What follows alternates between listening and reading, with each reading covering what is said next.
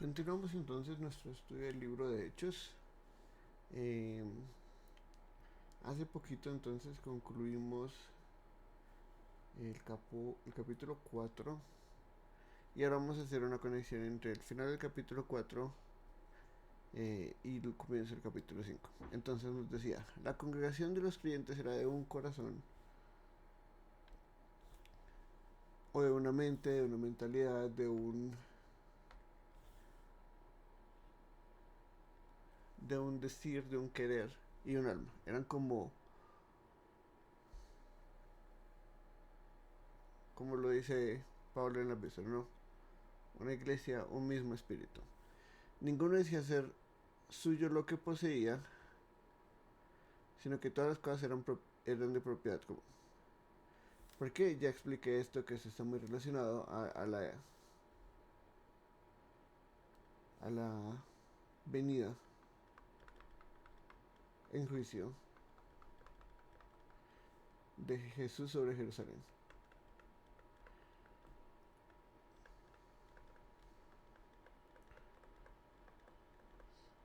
Es importante recordar que en ninguna otra iglesia, en ninguna otra ciudad, este es el patrón. Solo en la iglesia en Jerusalén.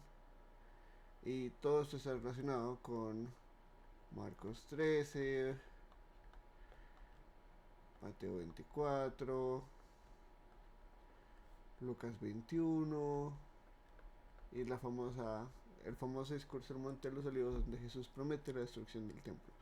Si bien no todos dirían que todo el pasaje está eh, destinado o se trata de la destrucción de Jerusalén, es inevitable decir que al menos una parte lo es.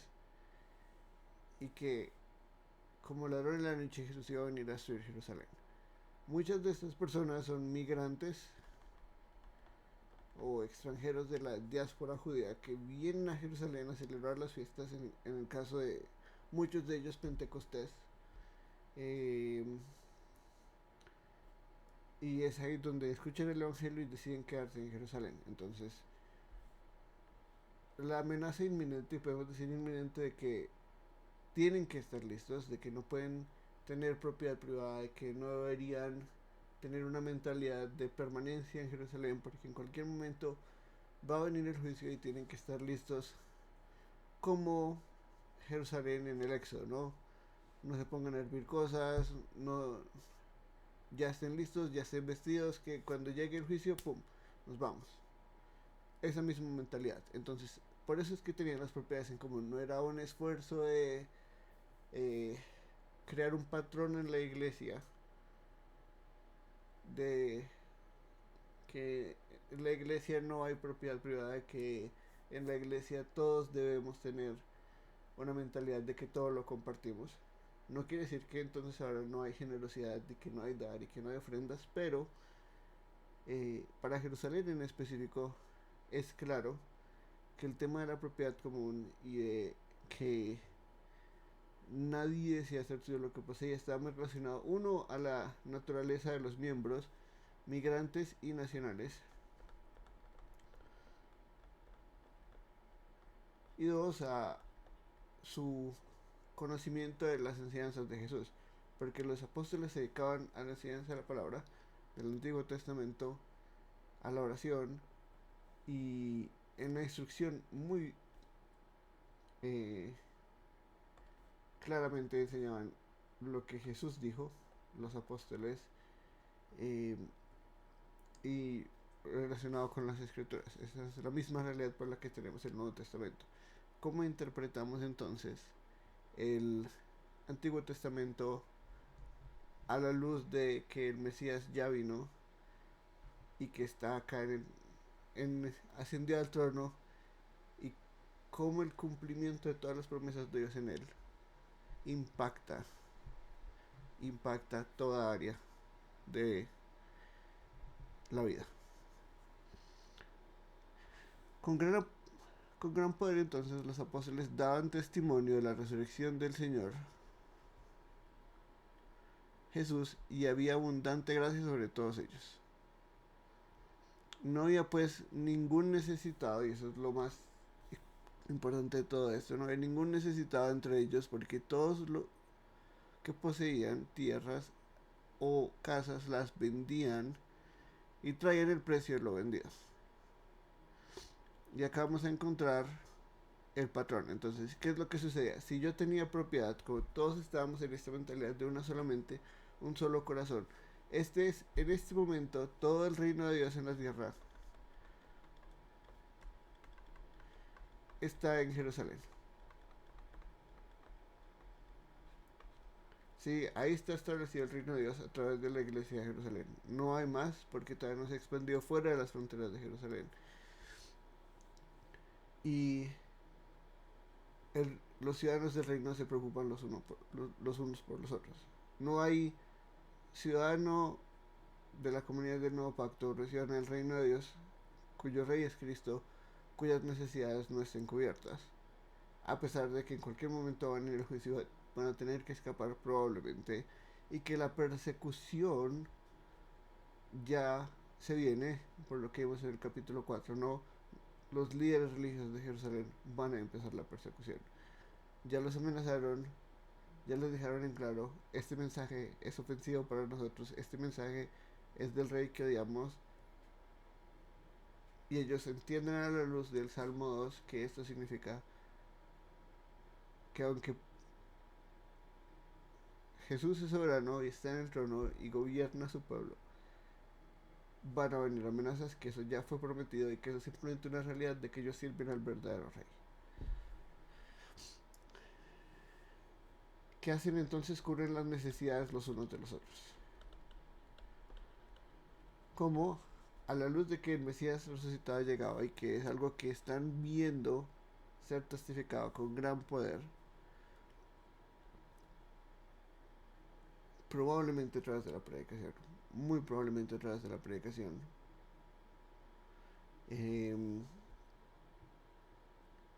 nos dice entonces los que poseían tierra. Entonces muchos de ellos no, no venían o no vivían de Jerusalén, no, entonces los que no venían probablemente no, aunque algunos puede que sí, que tuvieran suficiente riqueza para tener una propiedad en Jerusalén y cuando vinieran a las fiestas pues se alojaban en su propia propiedad, sino pues siempre por eh, clanes familiares se asociaba a uno y se quedaba en la casa de sus familiares, eso hacían peregrinajes larguísimos desde donde estuvieran todos como una familia hasta Jerusalén. Puede que hubiera algunos que tuvieran propiedad privada, puede que muchos otros no, pero la mayoría que estaba en Jerusalén tenían alguna propiedad, ya fueran los que tuvieran más recursos o menos recursos, porque recordemos, gente que iba al templo fue convertida, algunos de los de la élite se convirtieron al cristianismo y dependiendo de cómo uno sume eh, lo que nos dice el libro de Hechos, igual son miles, ya sea 2000, ya sea eh, 5000, la cantidad que sea, porque puede ser incluso más, era, si era un montón de gente de la élite y todos tenían propiedades, pues el patrón era el siguiente: si yo tengo una propiedad, la vendo y pongo ante los pies de los apóstoles el precio de lo vendido.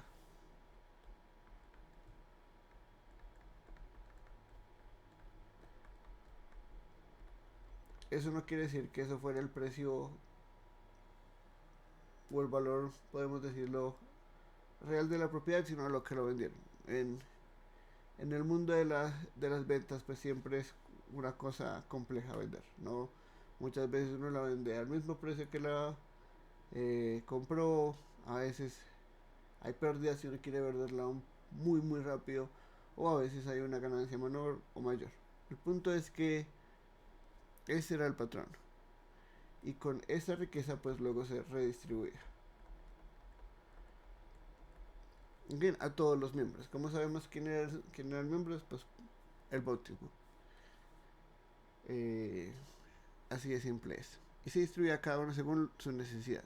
Entonces, entre todos se apoyaban con todo. Uno de estas personas que vamos a conocer mucho más en detalle y cuyo nombre no se conoce mucho es José. José, un natural de Chipre que los apóstoles llamaban Bernabé, que traducido significa hijo de la consolación. Entonces, esta persona es un ejemplo de lo que todos los que tenían propiedades y creían en el mensaje y veían el poder del testimonio de la resurrección y la gracia de Dios que abundaba a través del mensaje de la predicación, el testimonio de la resurrección y la obra del Espíritu en la iglesia en Jerusalén. Él siendo uno de esos, decía, poseía un campo y lo vendió. Trajo el dinero y lo depositó a los pies de los apóstoles. ¿Qué significa esto? Dijo, aquí está, por esto lo vendí. Y no nos dice más, pero pues sabemos que después de eso entonces se redistribuye esa riqueza para que no haya necesidad en la iglesia en Jerusalén. Sí, hay muchos miembros y eso quiere decir que hay mucha necesidad. Porque ahora somos parte del mismo cuerpo, ahora somos parte del mismo pueblo. Poniéndolo en términos paulinos, no hay rico ni pobre. En Cristo todos somos uno. Esta es la necesidad entonces de la iglesia en Jerusalén y por eso tenían este patrón de conducta. Entonces tenemos Bernabé, es un ejemplo de lo que se hacía. Entonces Bernabé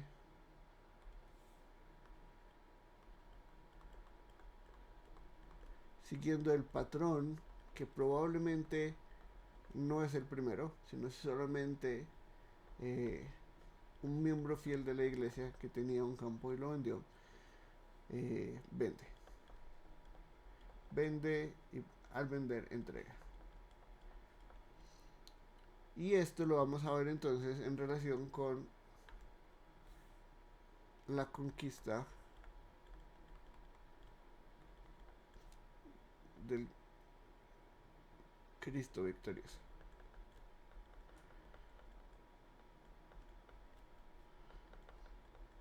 ¿Cómo? Porque en Hechos vamos a ver entonces cómo esta victoria que Jesús logró en la cruz, a través de la cual su obediencia y su justicia puede ser aplicada a otras personas por fe, por su sacrificio que carga el castigo y la maldición.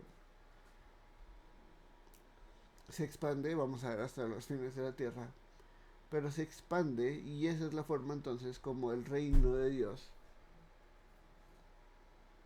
llega a ser ese gran árbol que empieza como una semilla de mostaza y conquista hasta el fin de la tierra, conquista las naciones, conquista las personas, como a través de la espada del evangelio podemos decir.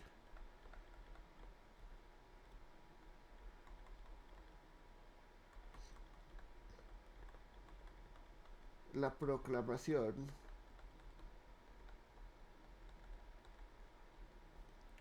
del evangelio. Personas del reino de la oscuridad son conquistadas por el Cristo viviente, resucitado, exaltado. ¿Sí? Son conquistadas. Hay una expansión, pero no solamente en territorio, porque el reino de Dios, vamos a ver, no va a estar limitado a una frontera nacional, sino en la transformación de seres humanos, haciéndolos una nueva humanidad y añadiéndolos a su reino que une el cielo y la tierra, no, y eso ya lo vimos, ¿no? El cielo y la tierra se unen, les da su espíritu y estamos entonces en el fin de los tiempos, porque ya todo se cumplió, solo estamos viendo su desarrollo, el desarrollo de ese cumplimiento en el tiempo y en el espacio, pero todo está completo, consumado es. Y pues vamos de sus inicios a su consumación, pero todo ya está cumplido. No hay nada que haya sido escrito que no haya sido cumplido en el Mesías. Esta es la expresión entonces del reino. El reino se expande de persona a persona a través de testigos fieles del Cristo resucitado. Esa es la conquista. ¿Qué está conquistando entonces Jesús en este mismo momento? Jerusalén. Y como en la conquista en el Antiguo Testamento, tenemos entonces una visión de lo que es la verdadera y última conquista. ¿Sí? ¿A qué apuntaban todas esas conquistas? Finalmente la conquista del mundo entero, que eso es lo que vamos a ver cuando el reino sea consumado.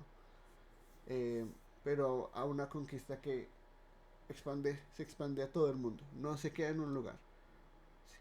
Si no es, la luz se centra todo en un lugar, como lo es en el caso en el antiguo pacto, que se conquista Jerusalén y Jerusalén tiene que ser la luz para todo el mundo, sino que acá en el nuevo pacto lo que sucede es que luces van por todo el mundo y a través de la proclamación del evangelio crean otras luces y vemos en todo el mundo luces y luces brillando en medio del reino de la oscuridad y trayendo personas de la oscuridad a la luz.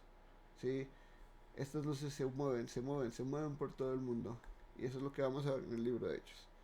La gente tenía que pasar, ¿sí?, por Jerusalén para ver quién era el pueblo de Yahweh, qué significaba eso y quién es este gran Dios.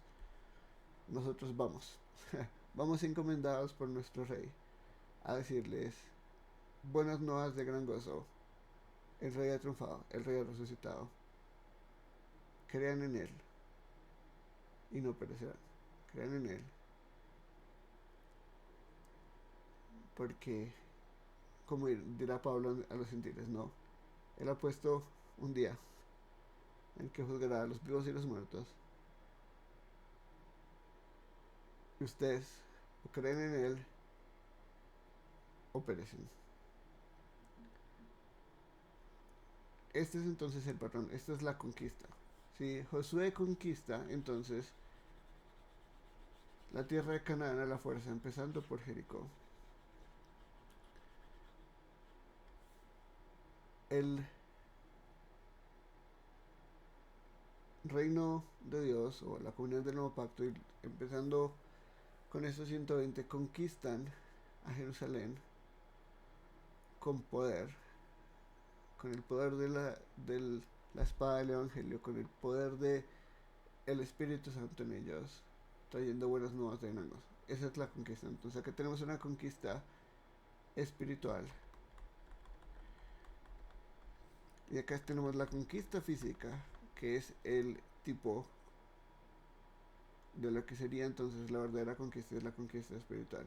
Porque la conquista física no transforma los corazones de los enemigos y es justa, no es injusta. Ellos eran pecadores y Dios esperó a que su pecado fuera suficiente para la conquista que iba a hacer a través del pueblo de Israel. Pero es simplemente apunta a la verdadera conquista, es la conquista espiritual. ¿Qué pasa? Que con esta misma conquista entonces vamos a ver que en medio de la conquista hay tentaciones en el pueblo de Dios para abandonar el pacto y consecuencias por lo mismo. Y acá entonces vamos al libro de Josué para entender qué está pasando con Ananías y Zafira, que son un contraste con Bernabé. ¿Por qué estas personas están ahí?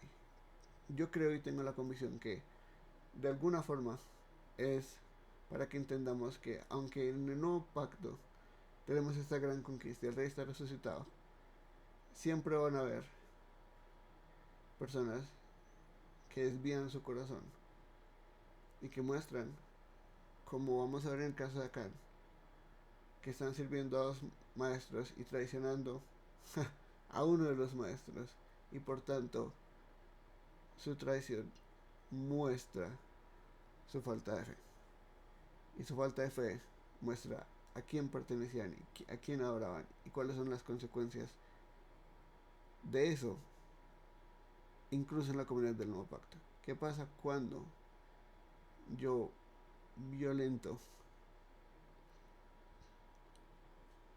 una relación pactal? ¿Qué pasa cuando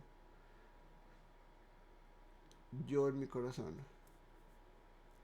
abandono a Dios? Cuando yo muestro en mi corazón desde el principio qué es lo que está ahí intento creer que yo puedo engañar a Dios. Porque ese es exactamente el mismo patrón que comete Acán. Empezamos el libro de Josué con el llamado de Josué, con la conquista de Jerusalén, con eh, cruzar el, el mar, o el río. Cruzar el río, todo acá lo que vemos también es el poder de Dios para conquistar, en este caso, primeramente Jericó, y Jericó como un principio para que ellos conquisten toda la tierra prometida. ¿Qué les dice entonces eh, Josué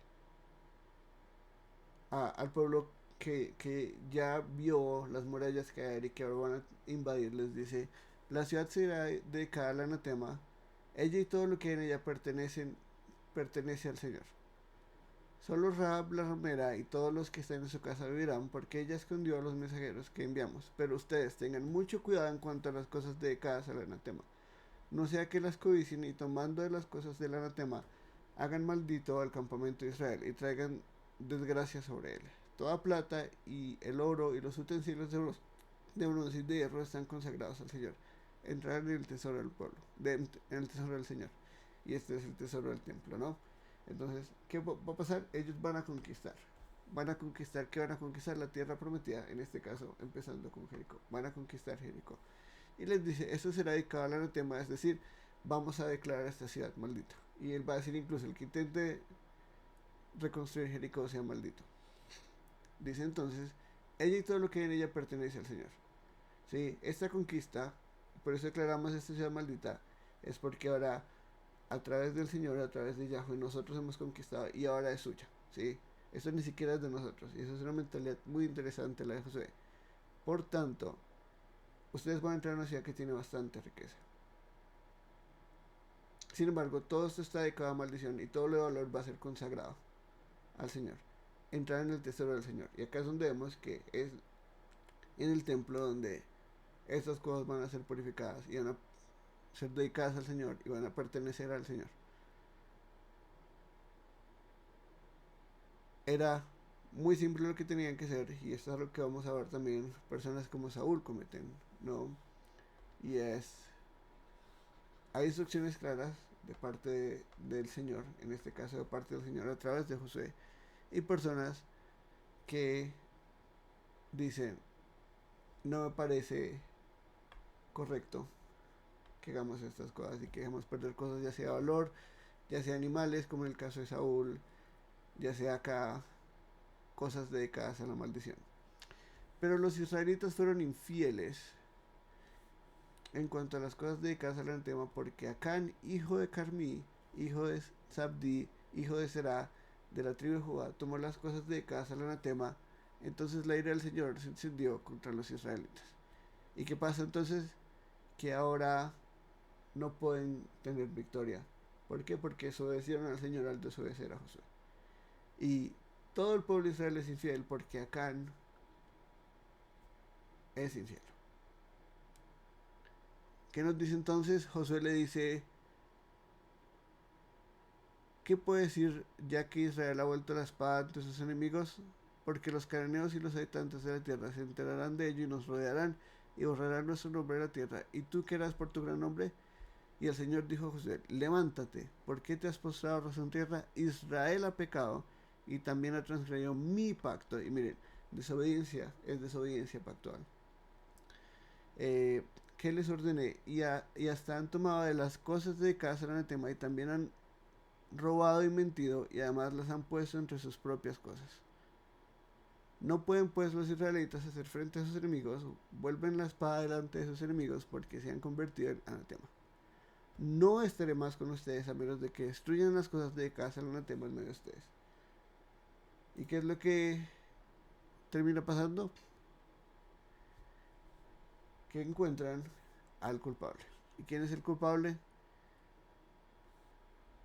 Acán. Y nos dicen: Y Acán respondió a Josué: en verdad he pecado contra el Señor Dios de Israel, y esto es lo que he hecho. Cuando vi entre el botín un hermoso manto de Sinar y 200 ciclos de plata y una barra de oro de 50 ciclos, los codicié. Y acá está la raíz de todo. Y los tomé. Primero empieza la codicea y luego empieza él tomarlos. Todo eso será escondido en la tierra dentro de mi tienda con la plata debajo. José envió emisarios que fueron corriendo a la tienda y hallaron el manto escondido en su tienda con la plata debajo. Lo sacaron de la tienda y los llevaron a Josué y a todos los llevaron a José y a todos los israelitas y los pusieron delante del Señor. Entonces Josué y todo Israel tomaron a Acán, hijo de Zera, y la plata, el manto, la barra de oro, sus hijos, sus hijas, sus bueyes, sus asnos, sus ovejas, su tienda y todo lo que le pertenecía, y los llevaron al valle de Acor. Y Josué dijo: ¿por qué nos has turbado? El Señor te turbará hoy. Todo Israel los apedreó y quemaron después de haberlos apedreado.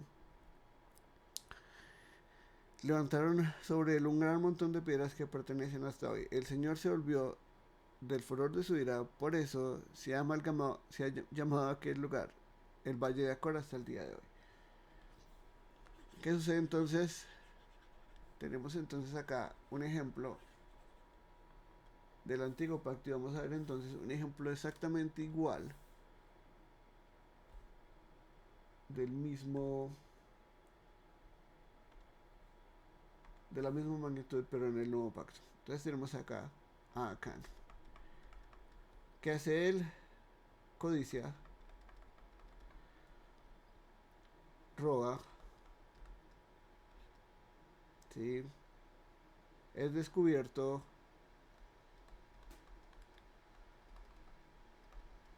y muere. Muere, ¿por qué? Porque es culpable de desobediencia pactal y la desobediencia pactal trae maldición. La maldición del soberano y el rey y el Dios del soberano sobre el pueblo. En este caso, pues es Yahweh mismo el que dice: yo no los voy a, yo van a ser fieles a ustedes si ustedes están siendo infieles a mí. El pecado de un hombre en el pueblo causa que todo el pueblo sea culpable de infidelidad contra su esposo, de violentar el pacto y de recibir la consecuencia última, que es el divorcio último y el divorcio por inmoralidad, el divorcio por eh, violentar los términos del pacto, finalmente lleva a muerte. Y aquí es donde entonces entramos a Ananías y Zafira. Y por eso nos dice pero, ¿no? Entonces acá hay un contraste ya directo entre Bernabé y Ananías y Zafira.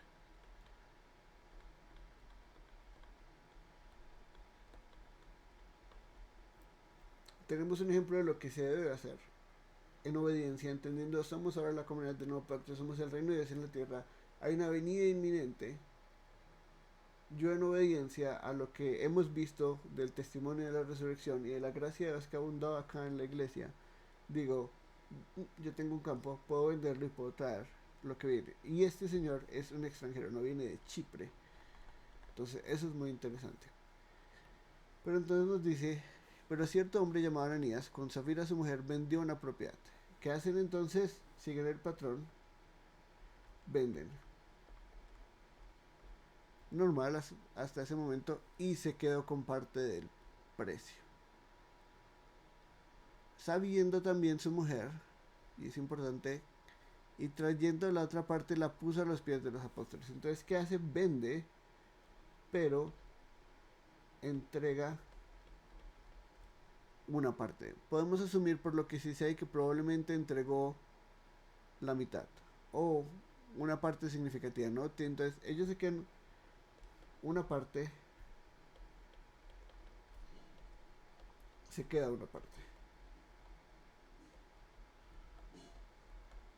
y la presentan ante los apóstoles, ¿no? Y entonces acá probablemente están los 12. Esto ya es como una corte. Y Pedro le dice: Ananías, ¿por qué ha llenado Satanás tu corazón para mentir al Espíritu Santo y quedarte con parte del precio del terreno? Vemos entonces acá el mismo ente, la codicia, vemos a Satanás, ¿no? Y vemos acá entonces codicia, o podemos decir avaricia, pero creo que codicia aplica para ambos, ¿no? Entonces, ¿qué puso entonces Satanás en el corazón de Ananías? Mentira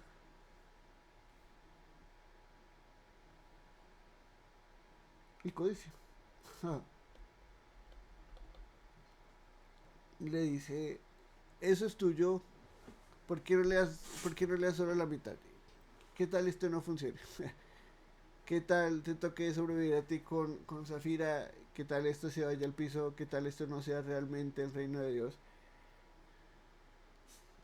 Hay que tener su guardadito, hay que tener su colchoncito, como dicen acá en Colombia. Hay que tener algo, porque uno no puede quedarse sin plata en el banco. Eso es lo más absurdo que uno puede hacer. Al menos hay que tener su guardadito en caso de una emergencia. Pero, ¿qué lo está haciendo? Está dedicando este dinero a Dios. ¿Sí? Está diciendo, lo que teníamos lo entregamos generosamente porque entendemos las necesidades de nuestro pueblo, entendemos que somos la comunidad del nuevo pacto, entendemos que Dios ha conquistado nuestros corazones y los de toda acá estoy entre hermanos y no tengo ningún problema en dar, entendiendo que si buscamos el reino de Dios y su justicia, lo demás vendrá por añadidura. Mientras estaban entonces sin venderse, no te pertenecía y después de vendida no está bajo tu poder. ¿Por qué concebiste este asunto en tu corazón? Y es lo mismo que acá. ¿Por qué codiciaste en tu corazón? ¿Por qué viste como acá esa túnica valiosa y esa cantidad de plata y dijiste, eso no se puede echar a perder? Lo mismo pasa acá, pero de una manera un poco diferente. En vez, porque no es una conquista física, sino es una conquista espiritual. Y no es tomar propiedades, sino dar generosamente. ¿Sí? Se ven como esos contrastes. El mismo patrón está ahí. En su corazón él ya tenía eso. ¿Sí? Él no tenía que vender. Los, los que pertenecían al reino vendían, pero no era una obligación. ¿Sí? No era uy, si yo tengo que venderlo porque si no, no pertenezco a la iglesia. Es algo que nacía. Y es algo que todos en un común de acuerdo, porque eran de un solo corazón y una sola alma, decían, sí, nosotros somos un pueblo, nosotros somos uno, yo confío en la obra de Dios en nosotros, yo confío en lo que el Espíritu ha hecho en nosotros, que tienen el Espíritu Santo, que han sido bautizados, que se han arrepentido y que ahora son parte de este reino.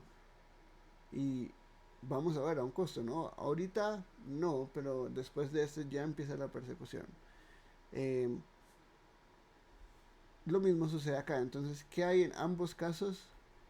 Desobediencia pactal.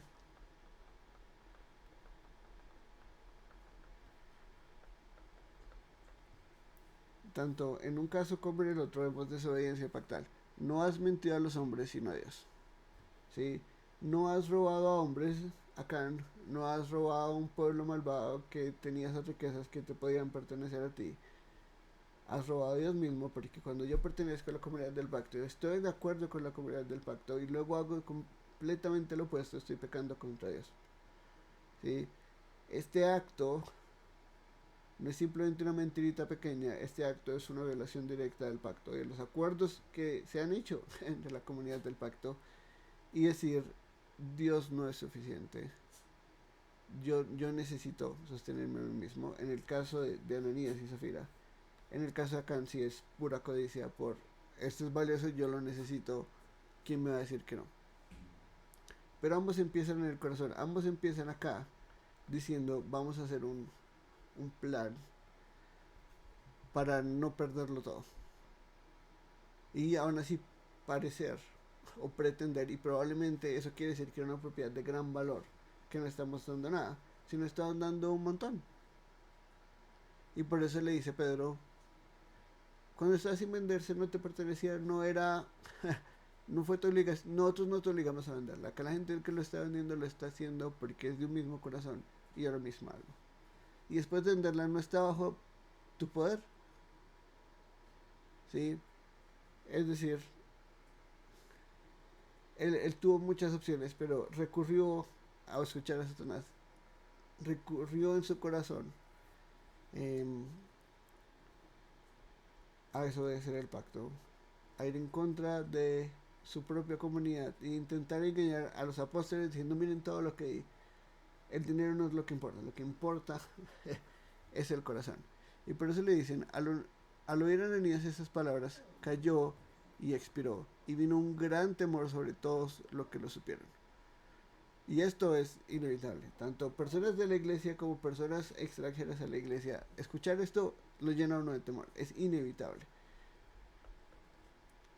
Pero vemos entonces acá el mismo resultado, la muerte. Esta vez no es por apedreada de todo el pueblo, sino Dios directamente dice, chao, yo no voy a tener personas traidoras acá sin consecuencias. Ahora, no siempre la consecuencia es muerte directa, pero pues igual la muerte espiritual siempre espera a todos los que abandonan la fe cristiana. A todos. Muchos comentaristas van a decir, nunca se menciona que Ananías y Zafira hayan abandonado la fe cristiana. No, solo se dice que mintieron una vez, que sacaron una plática, pero ¿qué están cometiendo ellos? Ellos están cometiendo desobediencia pactal. Ellos están apostatando. En su corazón ya abandonaron a Dios por las riquezas. ¿Sí? Jesús mismo le dijo, yo no puedo servir a Dios y a las riquezas. Esto están haciendo ellos. Ellos están diciendo, podemos tener dos señores y podemos tener el mozo guardadito y decir, no, yo soy fiel a mi esposo. No, no, no. Así no funciona. Así no funciona. Porque nuestro esposo no es ignorante, él todo lo sabe. ¿Sí? Y aunque esto puede ser una consecuencia hoy en nuestros días, y no creamos que no, va a servir de un ejemplo de un patrón de lo que desobediencia pactual aún así conlleva y es muerte. Tanto muerte física como muerte eterna. Y vamos a ver advertencias muy fuertes contra la apostasía en el libro de Hebreos. ¿Por qué? Porque la apostasía es esto. Esto es la apostasía. Y esto es exactamente lo mismo que comete Acán. Esta parejita, y vamos a ver, Zafira también, no están simplemente diciendo una mentirita, se están abandonando a su Dios y están traicionando a su pueblo y a su rey al traicionar a su pueblo por guardarse una plata que puede ser una gran cantidad, ¿sí? Y decir, uy, dimos esto, pero también tenemos nuestra propia propiedad, tal vez compramos otra y no elegimos a él, lo guardamos todo en secreto. Uno no puede servir a dos señores. Uno no puede servir a dos señores. Ananías y Zafira lo intentaron y esas son las consecuencias de su apostasía. En medio de un pueblo que es un corazón y un alma, pueden suceder estas cosas. Y eso nos muestra que no podemos idealizar entonces la iglesia apostólica, ¿sí? También había falsos creyentes en la iglesia apostólica. También hubo personas que fueron bautizadas y apostataron. Y eso es a lo que debemos entender. ¿Sí? Esta no es la iglesia perfecta. ¿Sí? También estaba Satanás obrando ahí. También había infiltrados. Tanto unos que estaban convencidos del mensaje al principio, como lo dice Jesús en los terrenos, y luego lo abandonan, como personas que vamos a conocer. Desde el principio no tenían la convicción, pero buscaban poder, como lo fue Simón Mago. Lo vamos a ver. Y estos son solo nombres puntuales que nos da Lucas, pero eso no quiere decir que no hubiera muchos más. ¿Sí? En una iglesia grande hay muchos infiltrados, no hay nada que hacer. Como dice Jesús, dejemos que el trigo y la cizaña crezcan juntos hasta el día del juicio. Así va a ser hasta el fin de los tiempos. Entonces los jóvenes se levantaron y lo cubrieron y sacándolo le dieron sepultura. Como 3 horas después entró su mujer, no sabiendo lo que había sucedido. Y acá es donde se pone a pruebas a Ananías, que es la cara, probablemente el organizador del complot, y a su esposa, que simplemente dice, bueno, yo acepto mantener ese secreto, usted vaya y hágalo y yo lo estoy esperando. Y llega 3 horas después, ni se entera qué ha pasado con su esposo, ni se entera que está muerto. Y como José, interrogando a Can, le dice, dime, ¿vendieron el terreno en tal precio? Y ella dijo, sí, ese fue el precio. Entonces tenemos a Ananías, el artífice, y a Zafira, la cómplice. ¿Y qué nos dice entonces? ¿Qué nos dice entonces? Entonces Pedro le dijo, ¿por qué se pusieron de acuerdo para poner a prueba el Espíritu del Señor? Y acá es donde vamos a ver un patrón constante y que vemos también en el pueblo de Israel. Y es, ellos están poniendo a prueba a Dios. Finalmente lo que están haciendo con sus acciones no solo es desobedeciendo al pacto, sino poniendo a prueba no solo a Dios generalmente, sino a su Espíritu, que sabemos que ahora habita en la iglesia, ¿no? Que ellos son el templo santo de Dios y que la presencia del Espíritu que habita el templo celestial también los habita ellos en el tiempo, como un templo terrenal, y por eso se unen el cielo y la tierra. Sino que este mismo Espíritu es el Espíritu del Cristo resucitado.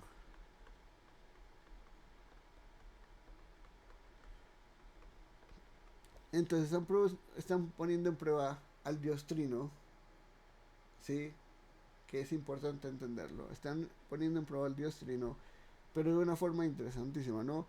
Traicionando el templo mismo de Dios que está enfrente de ellos, la iglesia misma de la que ellos supuestamente son parte, y que si está en ellos están traicionando. Si hubiera estado en ellos, sí hubiera sido una traición absoluta. Lo más probable es que no, sí, que no eran verdaderos creyentes y que el Espíritu no estaba en ellos, pero sí vieron el poder del Espíritu y la gracia desabundando en la iglesia real, del mismo Espíritu por el cual el testimonio del Cristo resucitado está, tanto por los testigos visuales, los 120, como por los testigos que recibieron el Espíritu al aceptar al Cristo resucitado por fe, a Jesús el Mesías. Y el Cristo resucitado haciendo del Padre, ¿no? Pueden probar al Dios Trino y dicen, como la generación en el desierto, ustedes siquiera pueden sostener ese reino. Tú, Dios, puedes sostener ese reino. Tú, Dios Trino, tu Espíritu, Padre e Hijo. Tú puedes sostener este reino. Tú tienes la riqueza, el poder para sostener este reino que acaba de nacer. En nuestra mente y en nuestro corazón nosotros decimos no. Nosotros vamos a servir al reino de las tinieblas.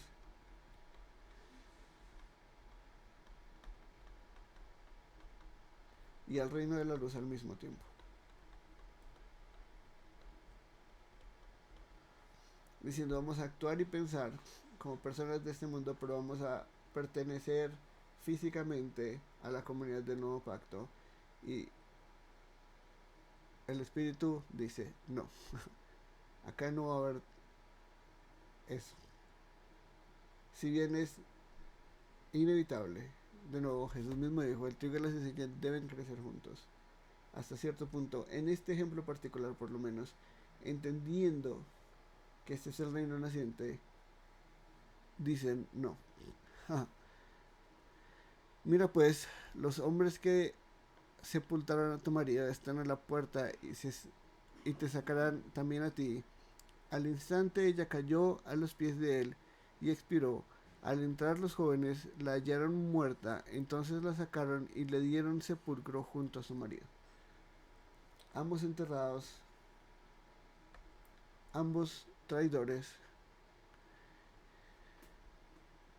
Y vino un gran temor sobre toda la iglesia y sobre los que supieron estas cosas. Entonces, tanto personas en la iglesia como personas fuera de la iglesia que se enteraron, porque pues obviamente vivían en Jerusalén, y estas cosas se escuchaban y se repartían como en toda ciudad, como en todo pueblo, Y recordemos, Jerusalén no es una ciudad inmensa.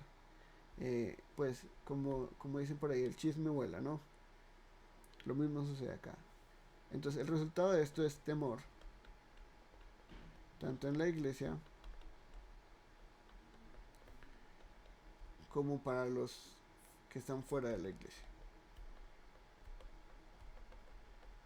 Y podemos decir que son dos tipos de temor diferentes. No podemos decir que la iglesia se llena del temor del Señor,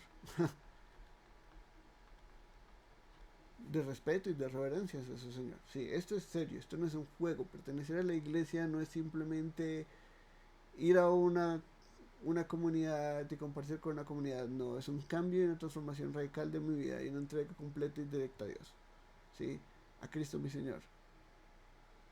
Eso es lo que es pertenecer a la iglesia. Y fuera de la iglesia, pues obviamente es un temor real. Es un miedo grande, ¿sí?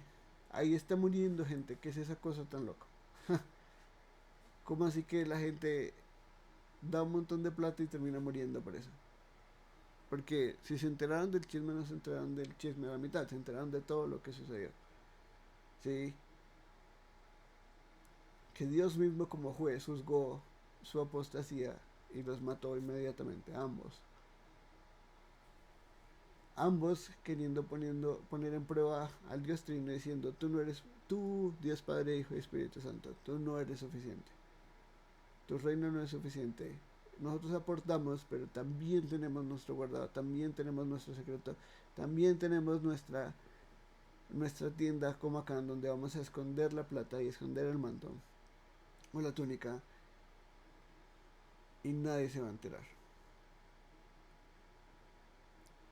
Acá obviamente no hay una guerra espiritual y Dios no va a detener su espíritu y su conquista por estas personas porque no es una conquista física y espiritual, pero sí los va a poner como ejemplo de aquí en adelante de que esto no es un juego.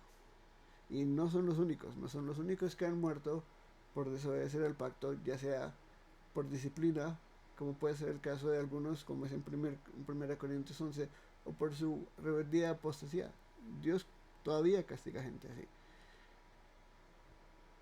Tanto con muerte como disciplina gente con muerte. Ambas realidades son posibles. Yo no veo en Ananías y Zafira un ejemplo de disciplina, porque es claro que ellos están abandonando la fe. Es claro que ellos ya en su corazón vieron el reino como insuficiente, al rey como insuficiente.